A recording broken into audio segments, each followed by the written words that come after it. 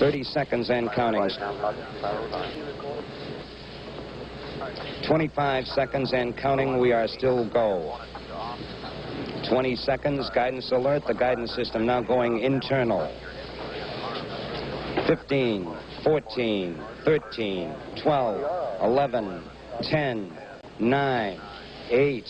Ignition sequence start. 5, 4, 3, 2, 1.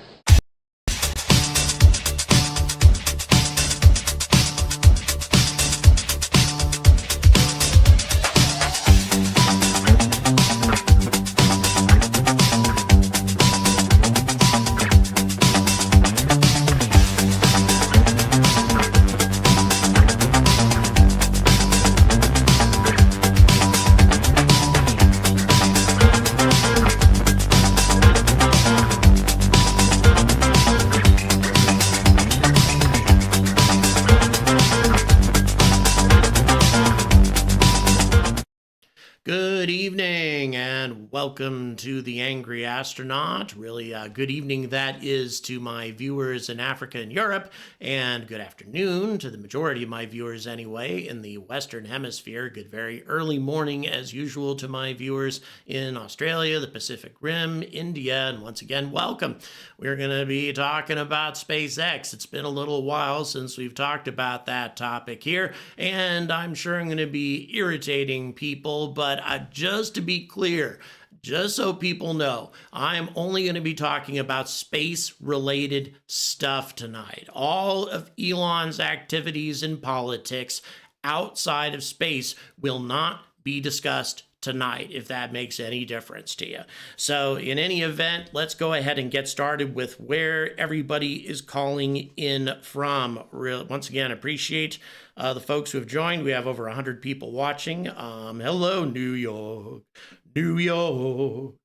Fantastic. Love New York. And hello, Stockholm. Again, can't wait to come to Sweden at some point. Robert, thank you so much for the $10. Boy, that's our first donation tonight. Thank you so much for the $10. Really, really appreciate that. Hello, Birmingham. Hello, 4 Marks UK. Really, really appreciate you checking in. Oh, yes, I need to send a bullet point email. Okay, no, I promise not to say anything about that. I'll say something maybe about NASA, and that's it. Hello, Nottinghamshire, and hello, Oxfordshire. Hello, Dubai. Thank you very much for checking in today.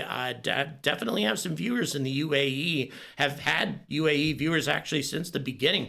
Hello, South Delaware. Hello, Sydney, Australia, and Nashville. Hello, Old Hampshire, UK, and rural Ohio, and in the suburbs of Philadelphia. Hello, North Carolina. Really, really appreciate you checking in today. SPI and Mulheim on Ruhr. Guten Abend, Carl.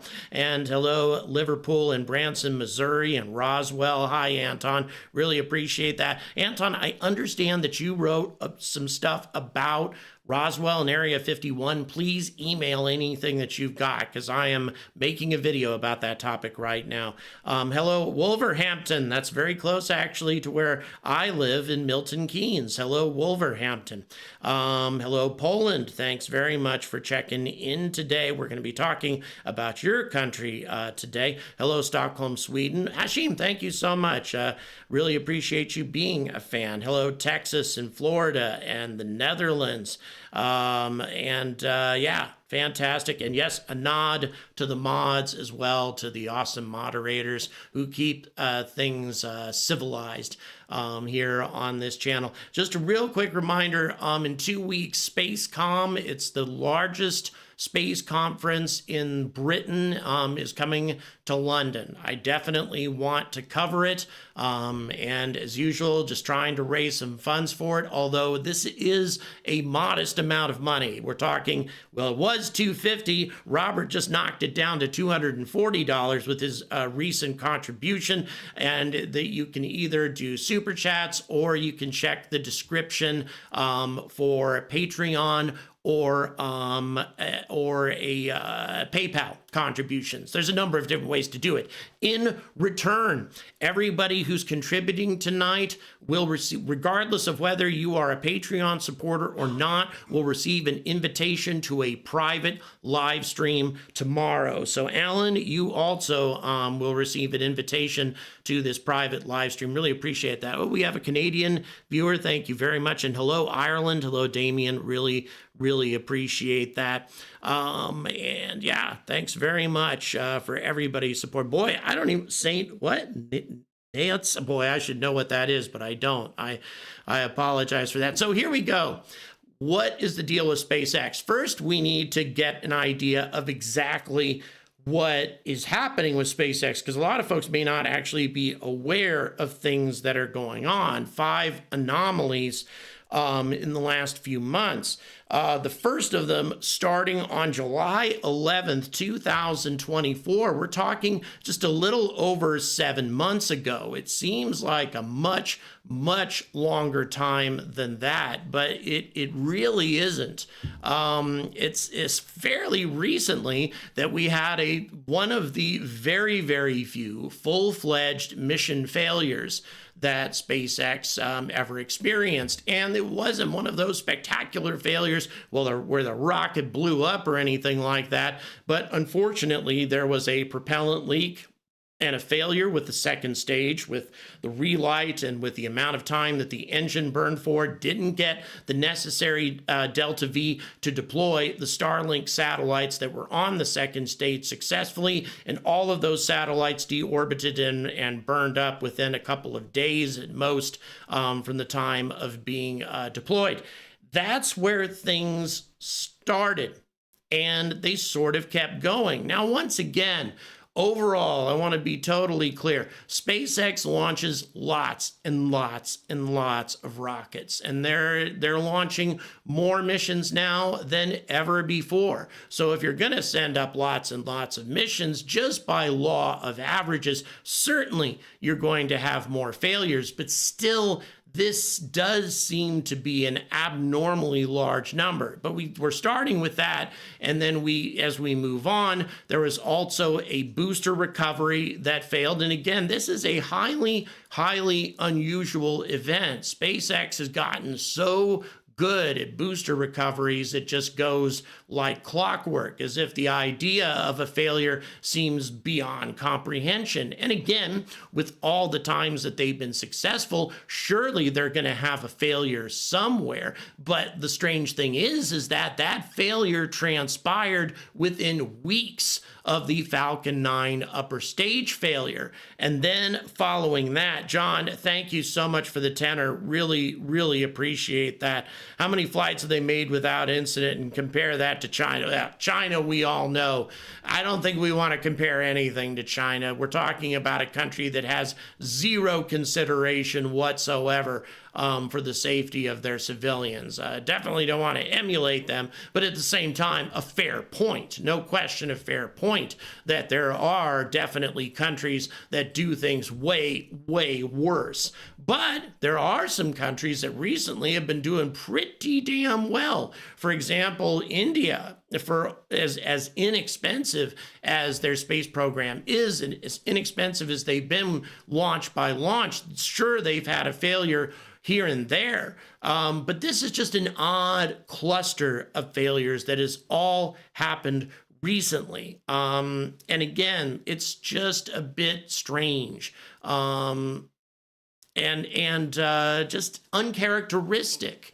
And not just uncharacteristic in the field of SpaceX. Also, if we're just talking about some other American launch providers like ULA has had a couple of hiccups with launches, but nothing that has sabotaged the deployment of a payload.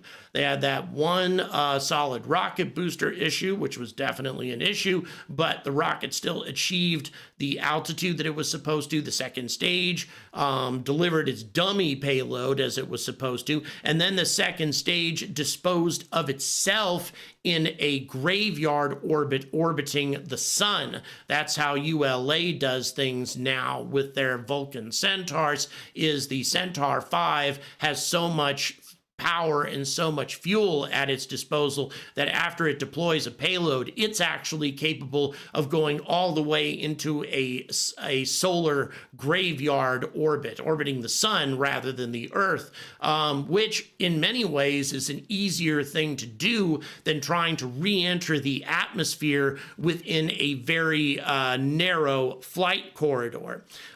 So we have this situation that came up with the booster, and then shortly after that, a second stage re-entry that did not go as expected. They had a re-entry that hit the atmosphere off target, and debris fell outside of the re-entry corridor. Again, the FAA at the time regarded this as being serious enough to at least trigger an investigation. And again, to be fair, this is something that happened with Ariane 6, with the first flight of Ariane 6. The upper stage of that rocket also failed to function as intended. However, that being the case, that was the first flight of a brand new rocket, not the 100th flight or 200th flight. And again, I want to, I've emphasized this a number of times, but I just want to make sure everybody understands what I'm talking about here. SpaceX flies a lot. And so therefore, we should expect failures. There's no way to get around it. We shouldn't expect complete success on the part of anybody. But it is odd to have seen this many incidents after so many years of utterly flawless performance. That is what I'm talking about tonight, because it does seem to be a little strange. It does seem to be a little uncharacteristic. Now, that's with that particular reentry. So we had 3 Falcon 9 incidents. And then we had, of course, as all of us know, at the beginning of this year, Starship, another second stage issue, this one spectacularly bad. And again, first flight of a new version, a new block of Starship, so it shouldn't surprise us terribly much that things went bad. But in this case, there's a lot of debris, some of which left the debris field, left the FAA-approved debris field and fell over Turks and Caicos and other areas. Again, something that we should expect with a brand new rocket, and with a rocket as enormous as Starship is, the explosions are going to be more violent, more spectacular. No question about that. But at the same time, not a great look after 3 anomalies with Falcon 9, and then you have that. And then shortly afterwards, I mean, we're talking less than a month or so after the flight of Starship, we have another Falcon 9 upper stage reentry that went off target. And this one badly off target, because it re-entered over Poland and scattered debris all over an inhabited area.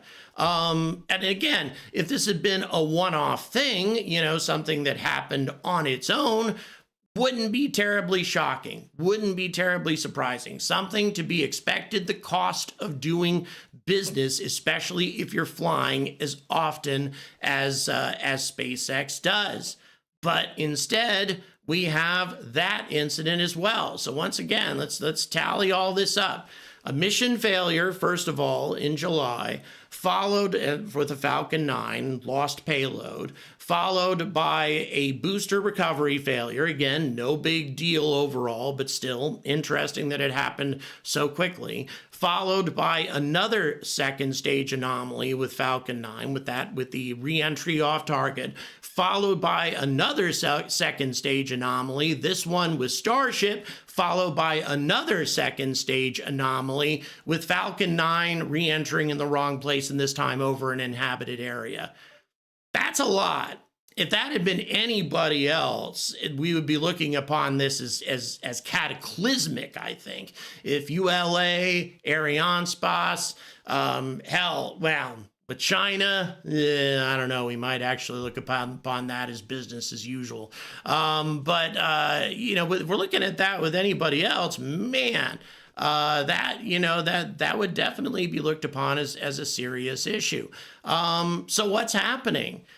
What is contributing to all of this? Well, again, without an insider's investigation, it would be very, very difficult. It's very difficult indeed to try to assess exactly what the problem might be, but at the same time, I can make a few guesses.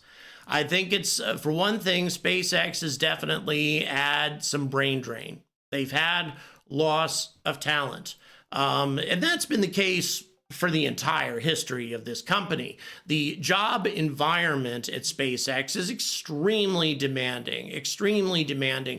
Your job comes before everything else at that company. You talk to anybody who is an ex-employee of SpaceX, they will all tell you the same thing, that they just couldn't handle the intensity anymore. So you have people who left for that reason, but that's always been the case, all right? So why would you have, an extreme loss of talent now as opposed to any other time? And I know what a lot of you are thinking in the back of your head, and it's impossible to not discuss it. I do believe that SpaceX had talent working for that company who now have a problem with Elon and what he does. And I'm not going to go into what he does. We all know, we see it in the news all the time, and not everybody agrees with it. And I think that when you get politically involved, it can create issues. I do it myself. Every time I talk about politics on this channel, I lose subscribers. People unsub. It happens all the time. I stir up lots of trouble. Can you imagine how much more extreme that trouble becomes if we're talking about somebody who can really make significant policy changes, things that have a big impact on people's lives every day? Now, some people will keep working with SpaceX regardless, but others may look for other alternatives because there's lots of exciting jobs available in spaceflight right now. Many, many exciting jobs available in spaceflight. And I do believe that SpaceX has been losing some of that talent. Another complication is the fact that a lot of operations got moved from California to Texas. California and Texas, guys, are two very different places. I mean, even if you just look at the matter of the question of the weather, both of them are very warm, but California is a very dry place usually, and Texas is very humid in most places, especially in Austin. That's where my daughter's going to college right now. When I came out to visit her, my God, that was miserable heat and humidity, and it wasn't even during the summertime. That alone could be a reason that somebody wouldn't want to take a transfer. And again, these transfers have become largely mandatory because of Elon moving operations and leadership and such out to Texas from California. Again, not saying that he doesn't have a reason for it.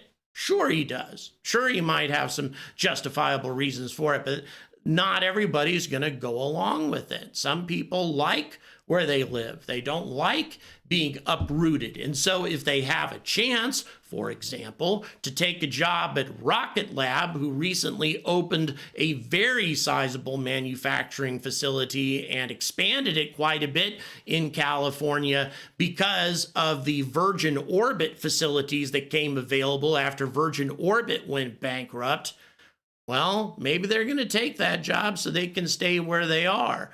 So we have a lot of dramatic things happening, a lot of dramatic changes at SpaceX that are a little different than the kinds of changes that might have come before. Changes before might have just been things in matters of engineering or corporate environment, corporate culture, that sort of stuff. In many ways, this has been a lot more fundamental. And so I think SpaceX has quite possibly lost some key talent. And perhaps that talent might have been focused in the manufacturing of the upper stage of the Falcon 9, given the fact that 3 of these 5 anomalies have to do with upper stage failures of Falcon 9. Again, that might just be a coincidence, but it is very odd that this incredibly reliable rocket, the most reliable workhorse that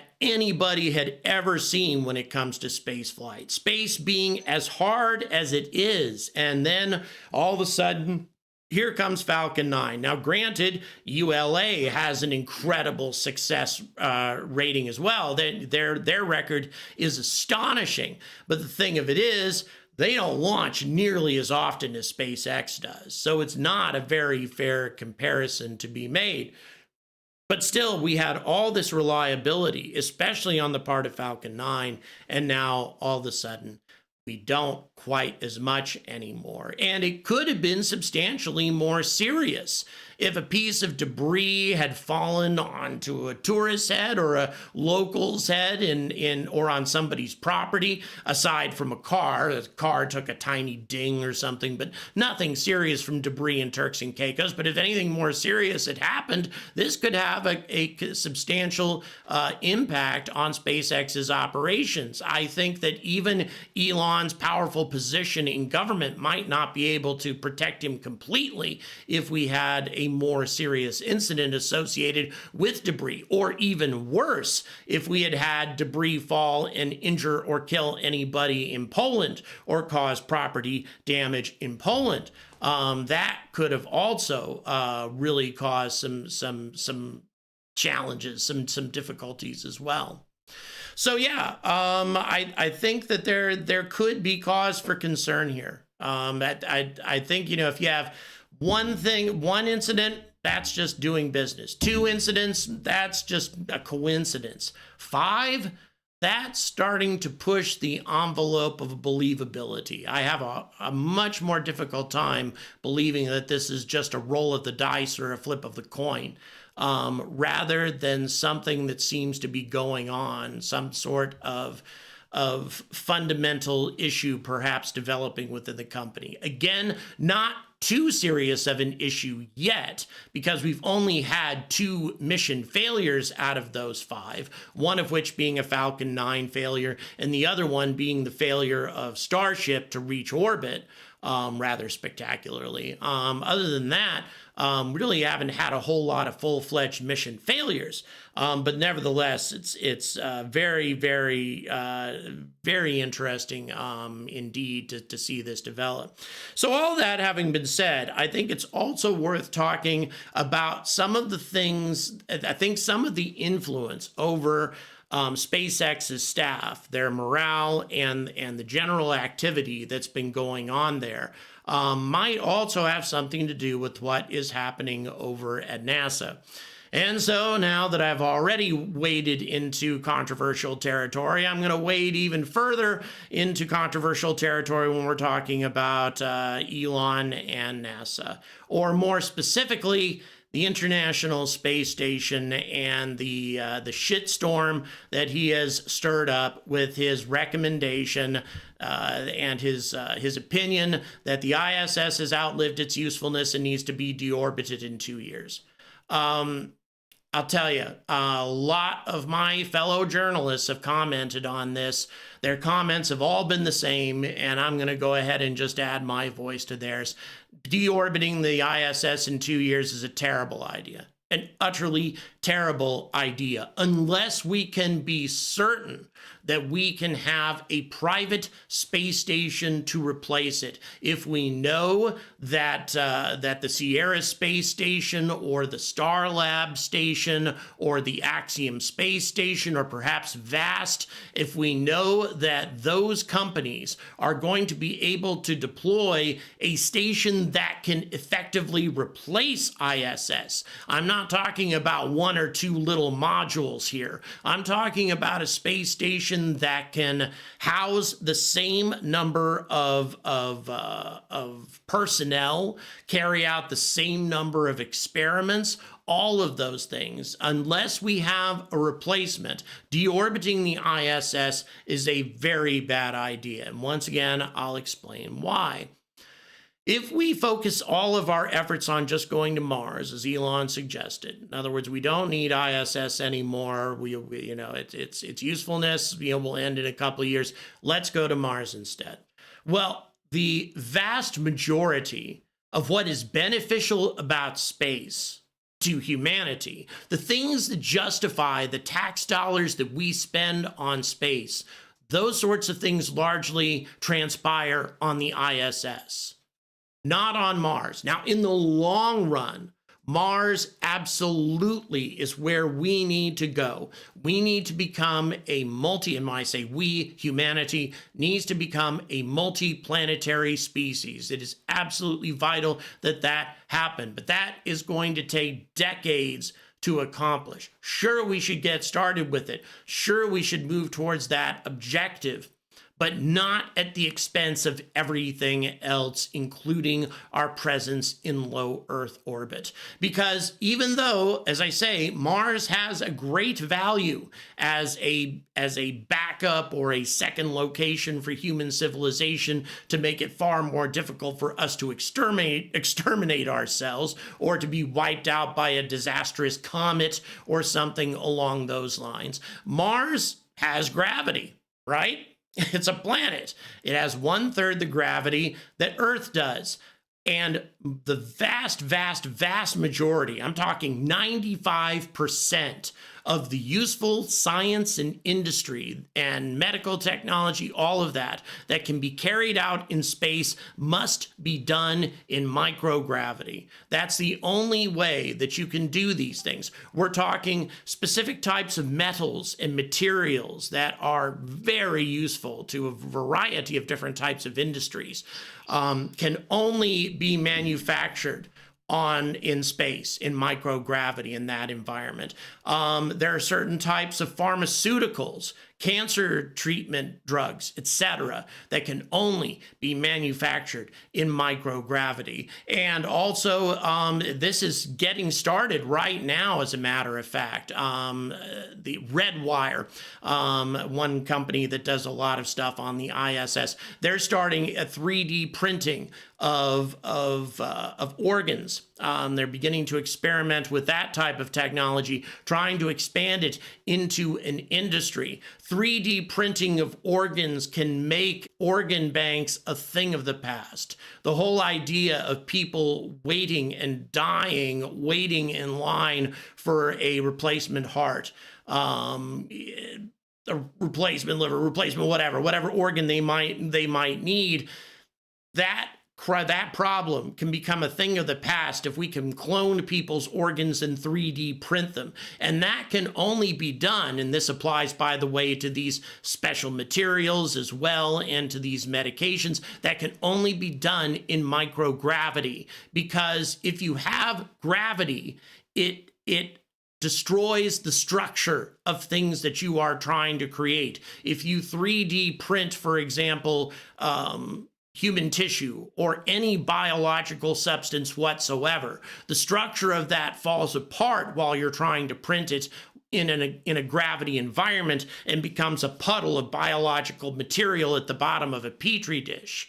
But if you are in a microgravity environment, you can create these things far more effectively. It's much easier. You have a much better chance of being able to do these things. There are so many enormous beneficial innovations and inventions, experimental science being carried out on the International Space Station right now that will come to an end if that station is deorbited before we have a functional private replacement for it. And again, By a private replacement, I'm not talking about the first module from VAST, the first functional space station module, and that's good enough. We need a large enough space station to accommodate the number of people that are currently serving on the ISS. We need to essentially replace it with something that has the equivalent capacity. And another important thing to consider